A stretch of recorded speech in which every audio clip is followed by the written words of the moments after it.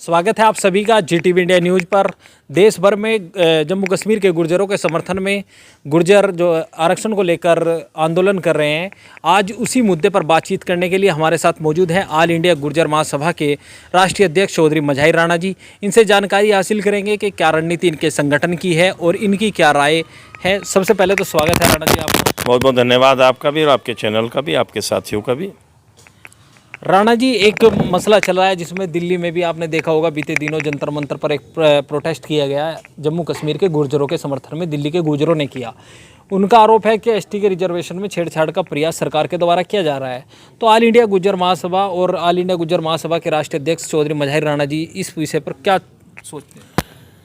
देखिए साथी, मैं एक बात ये कहना चाहता हूँ कि ये एसटी का रिजर्वेशन 10 नवंबर 1990 के अंदर जो सरकार बनी थी माननीय चंद्रशेखर जी के नेतृत्व में, और फिर 22 दिसंबर 1990 के अंदर जो मीटिंग हुई थी उसमें ऑल इंडिया गुर्जर महासभा के प्रयास से ही समाज आपका हिमाचल प्रदेश और जे.एंड.के के गुर्जर को एसटी का दर्जा मिला था। और ये लड़ाई हम लोगों ने 1984 में जब राजीव गांधी प्रधानमंत्री बने, उनके प्रधानमंत्री काल से हमने ये शुरू की थी ऑल इंडिया गुर्जर महासभा के बैनर पर ही, और ये फलीभूत होने का काम हुआ था जाकर के 1990 के अंदर। और इसकी शुरुआत इस तरीके से हुई कि माने चंद्रशेखर जी जब पदयात्रा पर निकले, कन्याकुमारी से लद्दाख तक की पदयात्रा पर थे, हम उनके साथ थे। तो जब हम हिमाचल प्रदेश और जे.एंड.के के अंदर घुसे और लद्दाख तक जाने का काम हुआ, तो वहाँ पर हमारी कौम के लोगों ने बढ़ चढ़ करके इसके अंदर हिस्सा लिया। और बढ़ चढ़ करके हिस्सा लेने के बाद जितना जो भी कुछ खातिर तवज्जो कर सकते तो उन्होंने जम करके खातिर तवज्जो करने का काम किया।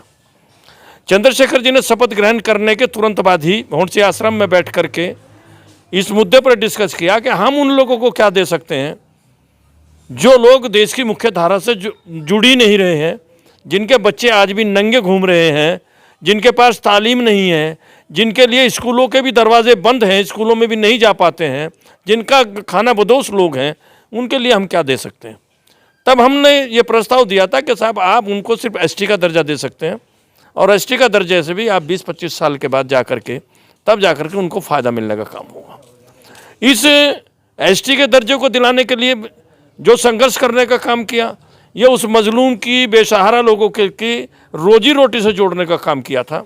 और उस वक्त पर हमने एक नारा दिया था, शिक्षा, सुरक्षा, सम्मान, रोटी, कपड़ा और मकान का नारा दे करके उनको एसटी का दर्जा दिलवाने का काम किया था। उस वक्त भी जे.एंड.के के जितने भी राजनीतिक लोग थे, किसी ने भी इसमें कुछ साथ देने का काम नहीं किया था। वो लोग तब भी वोट के चक्कर में बहके हुए थे और तब भी वो इस पर कोई बोल नहीं रहे थे।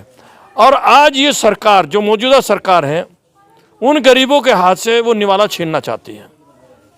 और निवाला छीनने की जो शुरुआत वो करना चाहती है, वो ये चाहती है, हमें पहाड़ी लोगों से कोई दुराव नहीं है, पहाड़ी लोगों से कोई हमें ऐतराज़ नहीं है। आप पहाड़ी लोगों का अलग से 10% रिजर्वेशन दे दो, हमें कोई परेशानी नहीं है। उनको अलग से रोज़गार दे दो, हमें कोई परेशानी नहीं है। लेकिन कम से कम जो एसटी का हमें सुविधा मिली हुई है, वो भी पूर्ण रूप से नहीं मिली आज तक भी, उस एसटी के साथ छेड़छाड़ ना की जाए। पूर्ण रूप से मतलब आपको राजनीतिक हिस्सेदारी एसटी आरक्षण से नहीं मिल रही? पूर्ण रूप से सिर्फ राजनीतिक हिस्सेदारी की बात नहीं मैं कर रहा हूँ, पूर्ण रूप से मैं उसकी भी बात कर रहा हूँ कि जो हमारे हॉस्टल बनने चाहिए थे, जो हमारे बच्चों को छात्रवृत्ति मिलनी चाहिए थी, जो हमारे बच्चों को स्कॉलरशिप मिलनी चाहिए थी, जो हमारे बच्चों को स्कूलों के अंदर सुविधाएं मिलनी चाहिए थी, हमारे बच्चों को लाइब्रेरी की सुविधाएं मिलनी चाहिए थी, वो सुविधाएं भी मूल रूप से आज तक हमें नहीं मिली है।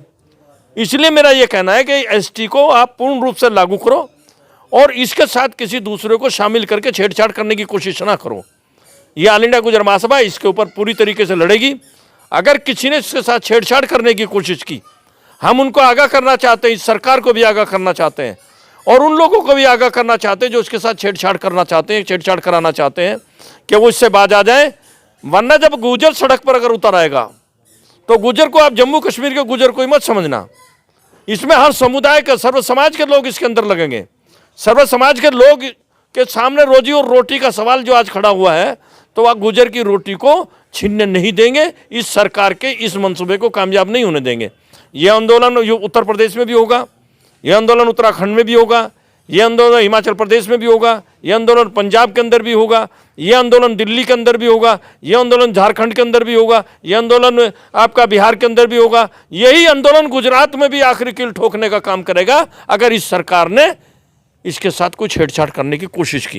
यानी अगर जम्मू कश्मीर का गुजरों का जो रिजर्वेशन है, जम्मू कश्मीर और हिमाचल प्रदेश का एसटी का रिजर्वेशन है, उसमें अगर अन्य जातियों को शामिल करने की कोशिश सरकार के द्वारा की गई तो देश भर का गुर्जर आंदोलन करेगा उनके समर्थन में। बिल्कुल 100% तैयार बैठे हैं। ऑल इंडिया गुर्जर महासभा की क्या रणनीति उसके लिए? ऑल इंडिया गुर्जर महासभा इसका नेतृत्व करेगी, ऑल इंडिया गुर्जर महासभा इसको लड़ेगी, क्योंकि ऑल इंडिया गुर्जर महासभा का लगाया हुआ पौधा है और हमने अपने लगाए हुए पौधे को सूखने नहीं देंगे। अपनी आखिरी बूंद तक भी, आखिरी सांस तक भी हम इसके लिए लड़ने का काम करेंगे। हम अपने इस पेड़ को, जो आज पेड़ बनने के कगार पर है, फल दे रहा है, हम इसको सूखने नहीं देंगे। मैं फिर एक बात को दोहराना चाहता हूं कि हम दूसरे समुदाय के खिलाफ नहीं हैं।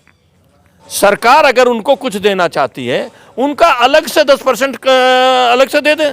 जिस तरीके से माननीय चंद्रशेखर जी ने गुजर को एसटी में रख करके उनको उनकी सुविधा देने का काम किया, उनके बच्चों के मुंह तक निवाला पहुंचाने का काम किया, उनके लिए शिक्षा मंदिर के दरवाजे खोलने का काम किया। अगर तुम में दम है तो तुम भी उन पहाड़ी लोगों के लिए जो है ना अलग से कोई रिजर्वेशन दे दो। उनको आप 10% दे दो, 20% दे दो, 15% दे दो, हमें कोई एतराज नहीं उस बात को लेकर के। हम उनके खिलाफ नहीं है, लेकिन हम आपकी पॉलिसी के खिलाफ है। क्योंकि तो आपको पता है कि गुजर का जो रिजर्वेशन है, इस रिजर्वेशन से तुम्हारे पेट में दर्द हो गया है कि ये 25 साल, 30 साल, 35 साल के बाद, 40 साल के बाद आज गुजरों में से जिनको तुम बद्दू रखना चाहते हो, जिनको सिर्फ तुम भैंस की पूंछी खिंचवाना चाहते हो, जिनको तुम गोबर तक ही रखना चाहते हो, उन गुजरों के अंदर से आईएएस भी निकल रहे, आईपीएस भी निकल रहे, पीसीएस भी निकल रहे, पीसीएस भी निकल रहे, डॉक्टर भी बन रहे हैं। तो आपको ये बर्दाश्त नहीं हो रहा कि वो गुजर और गुजर बकरवाल कैसे सब आईएएस बन गया, कैसे आईपीएस बन गया, कैसे पीसीएस बन गया, कैसे वो मैं देश की मुख्य धारा में जुड़ने की कोशिश कर रहा है। हम तुम्हारी साजिश को समझ रहे हैं। इसलिए हमारा कहना यह है कि आप गुजरों को छेड़ने की कोशिश न करो। एसटी के साथ कोई भी इस किस्म की छेड़छाड़ करोगे तो इससे तुम्हारा नुकसान होगा, फ़ायदा होने वाला नहीं है। आपने जम्मू कश्मीर के गुर्जरों की बात की, हिमाचल प्रदेश के गुर्जरों की बात की, उत्तराखंड के गुर्जरों की बात की, लेकिन हम लोकल में भी थोड़ा सा कर लेते हैं। आपने अभी बीते दिनों एक सम्मेलन आपके क्षेत्र में हुआ था गंगो में, उसमें कई रणनीति समाज की बनी थी, समाज को मुख्य धारा से जोड़ने के लिए। तो उसको जमीनी स्तर पर उतारने के लिए क्या प्रयास आप लोगों के द्वारा किया जा रहा है? देखो, वो जिन लोगों ने वो प्रयास किया, हम उन लोगों के साथ, अच्छा प्रयास था, हमें उस प्रयास के समर्थक हैं। जो भी भाई जिस काम को कर रहा है हम उनके साथ खड़े होंगे। हमसे जो बन पाएगा ऑल इंडिया गुजर महासभा उसके अंदर पूरा उनका ताउन करेगी, पूरा उनका समर्थन करेगी, उनका साथ देने का काम करेगी। अगर ऑल इंडिया गुजर महासभा के बैनर पर कोई मामला होता, क्योंकि ऑल इंडिया गुजर महासभा ही आपका एक ऐसा संगठन है जो रजिस्टर्ड संगठन है। अगर आप रोज नई दुकान खोलोगे तो उसमें नया नया सामान भी रखना पड़ेगा। अगर आप चाह रहे हैं कि सभी ऑल इंडिया गुजर महासभा के बैनर के नीचे आके काम करें? बिल्कुल, मैं ये चाहता हूं कि आप ऑल इंडिया गुजर महासभा को आगे चढ़ाओ, क्योंकि ऑल इंडिया गुजर महासभा ही मुकाबला कर रही है। लेकिन हो सकता है कि अन्य जातियों में भी अलग अलग संगठन है, हो सकता है कि कंपटीशन में आप लोग एक दूसरे से अच्छा करने का प्रयास करें। मुझे तो कहा, स्वागत करता हूं मैं उनका। जिन लोगों ने ये प्रयास किया वो सराहनीय प्रयास है, उनके साथ हैं हम, और उनके साथ उनको जो हमें काम सौंपेंगे हम उस काम को बाखूबी निभाने का काम करेंगे, पीछे नहीं हटेंगे। एक अच्छी शुरुआत है, हमारे लोगों के अंदर एक अच्छी बात शुरू हुई है, देर आए दुरुस्त आए। भाई ऑल इंडिया गुजर महासभा का भी तो यही एजेंडा है कि हम अपनी सोती हुई कौम को जगाने का काम करें, बुराई से रोकने का काम करें, देश प्रथा पर अंकुश लगाने का काम करें। लेकिन अध्यक्ष जी, कहीं ना कहीं ये आरोप लगते रहते हैं ऑल इंडिया गुजर महासभा पर कि जमीनी स्तर पर, खासकर सहारनपुर, शामली, मुजफ्फरनगर में जमीनी स्तर पर ऑल इंडिया गुजर महासभा अभी तक कोई काम नहीं कर पाई।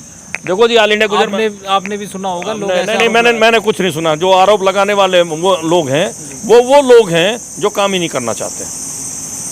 अब मैं आपको 2 मिनट में ऑल इंडिया गुजर महासभा ने क्या जमीनी काम किया है वो आपको बता देना चाहता हूँ। जी, सहारनपुर और शामली, सहारनपुर शामली नहीं, पूरे उत्तर प्रदेश में भी जी। मैं वो भी आपसे बताना चाहता हूँ।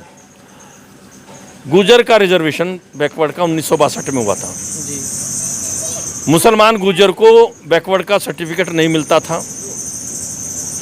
ऑल इंडिया गुर्जर महासभा ने सन 80 के अंदर लड़ाई लड़नी शुरू की और उस लड़ाई को इतने बड़े पैमाने तक लड़ने का काम किया कि जो आपका बैकवर्ड कमीशन, आपका दूसरे कमीशन जो इसको देखते थे, उन सब के सामने जाकर के ऑल इंडिया गुर्जर महासभा ही खड़ी हुई। और ऑल इंडिया गुर्जर महासभा खड़ी होने के बाद जो है ना, आपको 1994 के अंदर आप चुनाव लड़ने के लायक हुई। ओबीसी के अंदर 1994 में आए आप। उसे मंडल कमीशन को छोड़ दीजिए, भूल जाइए। मंडल कमीशन तो आपका वीपी सिंह के टाइम में लागू हो गया, लेकिन उसमें भी आप नहीं हैं। मंडल कमीशन में भी आप ओबीसी के अंदर अगर आए हैं तो ओबीसी में ऑल इंडिया गुर्जर महासभा की लड़ाई से आए हैं। और आप अकेले नहीं आए हैं, वो तमाम जातियाँ जिनका एक पार्ट हिंदू है और एक पार्ट मुसलमान है। मुसलमान को बैकवर्ड का सर्टिफिकेट नहीं मिलता था, जो हमारे सनातनी भाई थे उनको सर्टिफिकेट मिलता था। ये लड़ाई ऑल इंडिया गुर्जर महासभा को लड़ाई, जो सबसे बेसिकली लड़ाई है। ऑल इंडिया गुर्जर महासभा ने लड़ाई लड़ी। पहले आपके 3 दिन की बारात होती थी, ऑल इंडिया गुर्जर महासभा ने लड़ाई लड़ी और लड़ने के बाद 3 दिन की बारात को एक दिन की कराया। ये ऑल इंडिया गुर्जर महासभा की लड़ाई है। ऑल इंडिया गुर्जर महासभा ने लड़ाई लड़ी कि फिजूल खर्ची जो आप करते थे, कुछ ऐसी चीज़ें जैसा आपका बरी थी, बरी के ऊपर ऑल इंडिया गुर्जर महासभा ने मजबूती के साथ खड़े होकर के लड़ने का काम किया और बिरादरी में से बरी को समाप्त कराने का काम किया। कुछ लोग आज भी प्रयास करते हैं, कुछ लोग आज भी ऑल इंडिया गुर्जर महासभा के फैसले को ख़त्म करने के लिए आज भी बदतमीजी भी करते हैं, दंगाई भी करते हैं और साहब बीन बाजा और ढोल धमाका भी लेकर के जाते हैं। लेकिन ऑल इंडिया गुर्जर महासभा ने तय किया कि जो व्यक्ति शरीयत के हिसाब से शादी नहीं करेगा, हम उसका खाना भी नहीं खाएंगे। जो व्यक्ति बैंड बाजा बजाने का काम करेगा, हम नहीं जाएंगे उसके सामने। अरे हम किसी को रोक नहीं पा रहे तो हम अपने को तो रोक सकते हैं। तो ऑल इंडिया गुर्जर महासभा के ये सती कार्य हैं। ऑल इंडिया गुर्जर महासभा जो आज लोग कह रहे हैं, उस वक्त पर ऑल इंडिया मुस्लिम गुर्जर महासभा थी।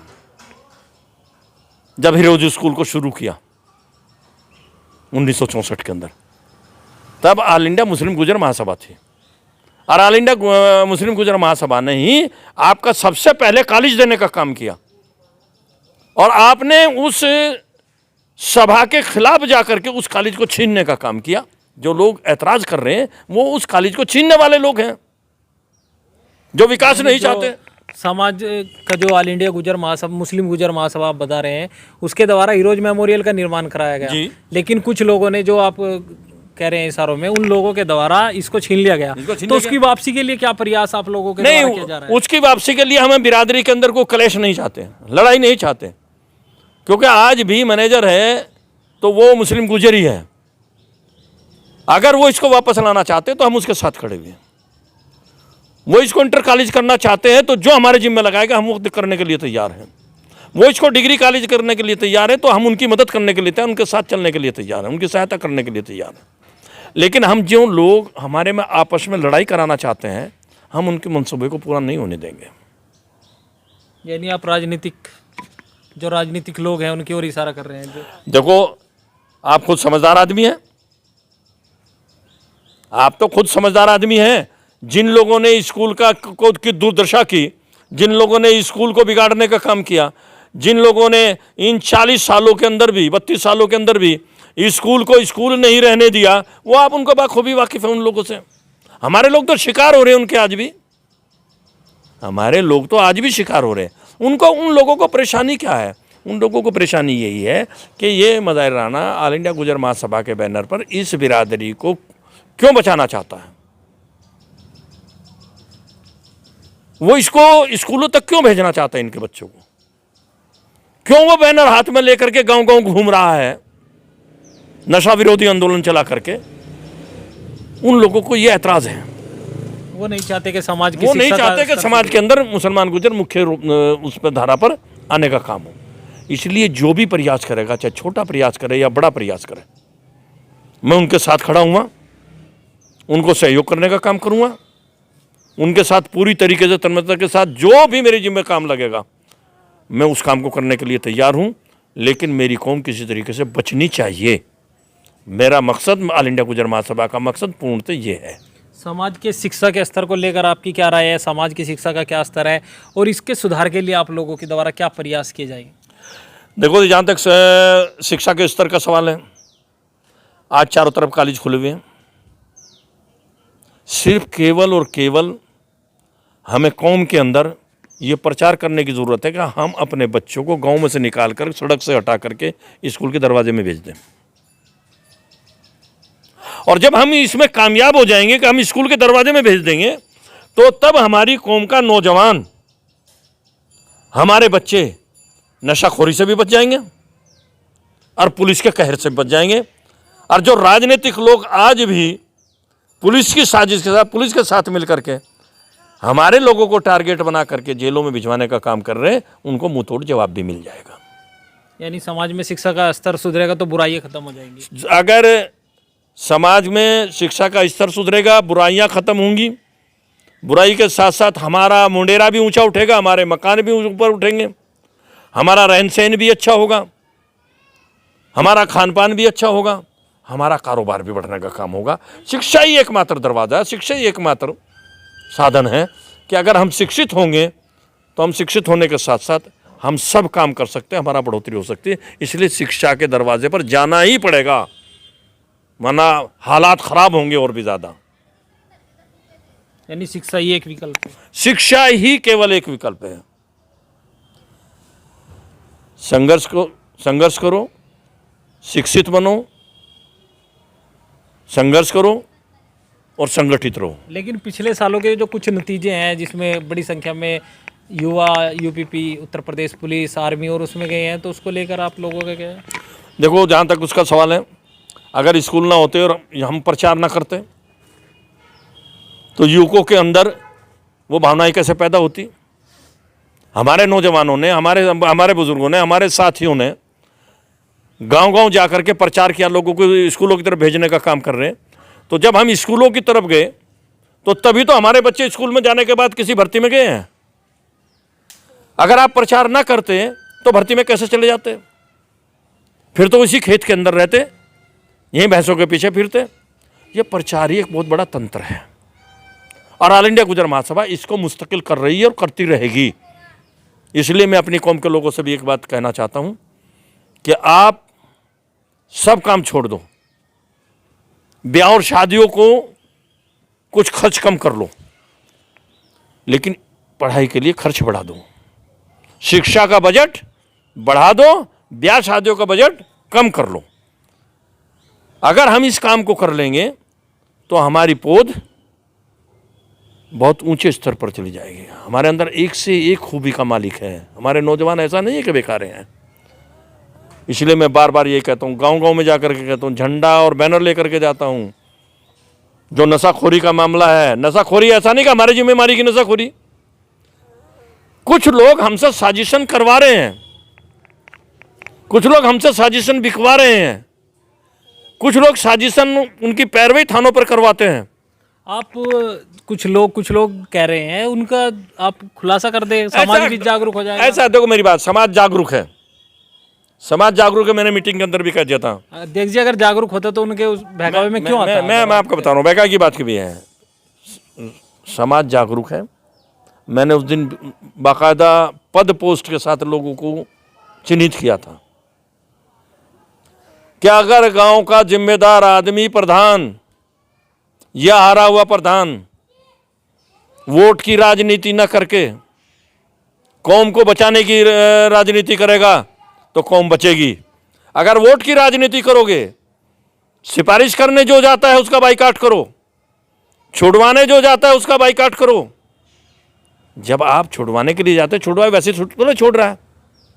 पुलिस को तो कमाओ बेटे चाहिए और वो कमाए पुत्र आप बने हुए हैं। एक जिम्मेदार गांव का आदमी उठेगा, अपने जिम्मेदार शहर के जिम्मेदार आदमी के पास आएगा, सिफारिश करवाएगा, पैसे देगा और उन लड़कों को छुड़वाएगा। यानी जो महीने 2 महीने में कमाया है ना, वो एक दिन में खर्च हो जाता। तो कौन करवा रहा है ऐसा? उसमें तो हमारे ही तो बीच के वो लोग हैं।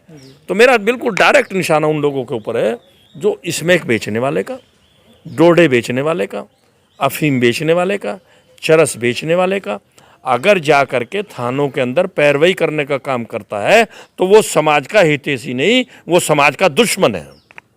उन दुश्मनों से बचो।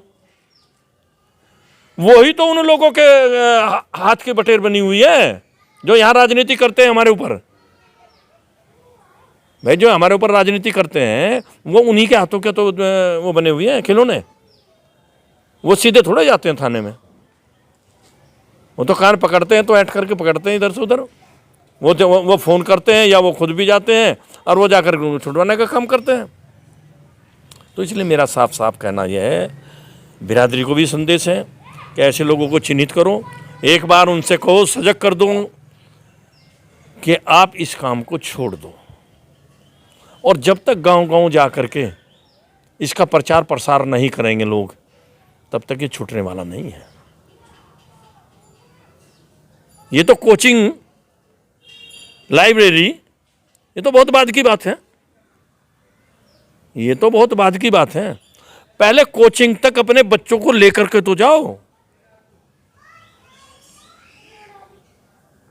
हालांकि मैं फिर आपसे कह रहा हूं कि मैं उसका विरोधी नहीं हूं, मैं फिर आपको बार बार ये बात कह रहा हूं, पहले कोचिंग के लायक अपने बच्चों को बनाने की बात तो करो।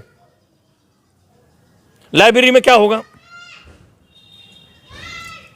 लाइब्रेरी में क्या होगा? क्या जी, बड़ी संख्या में समाज के युवा हर गांव से सैकड़ों बच्चे इंटरमीडिएट और ग्रेजुएशन कर रहे हैं, तो वो शिक्षा हासिल करेंगे वहां बैठ के अपनी? नहीं, वो ऐसे पॉइंट पर होनी चाहिए, सेंटर पॉइंट पर होनी चाहिए, जहाँ से चारों तरफ ये से, तो हर गांव में होना चाहिए। जहाँ से अभी हर गांव के लायक नहीं हम। अभी तो हम अपने सेंटर प्लेस पे ही अगर एक लाइब्रेरी बनाते हैं तो कम से कम जो आसपास के 10 किलोमीटर के एरिया के लोग हैं वो वहाँ आकर के बैठ तो सकते हैं। यानी आप गंगो, कैराना, सरसावा, गंगो है, सरसावा है, बेहट है। और अगर हम गंगो के गांव फतेहपुर में बनाएंगे लाइब्रेरी, तो फतेहपुर में कौन पढ़ने जाएगा? अगर हम लाइब्रेरी जोगीपुर में बनाएंगे तो जोगीपुर में कौन जाएगा पढ़ने के लिए भाई? शहर से हट करके 5 किलोमीटर 10 किलोमीटर के फासले पर। इसलिए मेरा आपसे बहुत स्पष्ट कहना है कि ये सारे सेंटर जो है अभी शहर के अंदर होने चाहिए। गांव-गांव की तो बहुत बड़ी चीज़ है। यानी आप चाहते हैं जिस क्षेत्र में गुर्जर आबादी है उस कस्बे के में लाइब्रेरी का निर्माण हो, कोचिंग सेंटर का निर्माण हो, कस्बे के अंदर लाइब्रेरी का निर्माण होना चाहिए और वो बड़े पैमाने पर होना चाहिए। वो लगे जो बच्चे वहाँ जा पढ़ने के लिए जाएं, उनको ये लगे कि वाकई हम कहीं बैठे हुए हैं, कहीं हमें पढ़ने का मौका मिल रहा है। लेकिन अगर एक गांव के लोग अपने प्रयास से या शुरुआत करते हैं तो कोई आपत्ति में नहीं? कोई आपत्ति नहीं।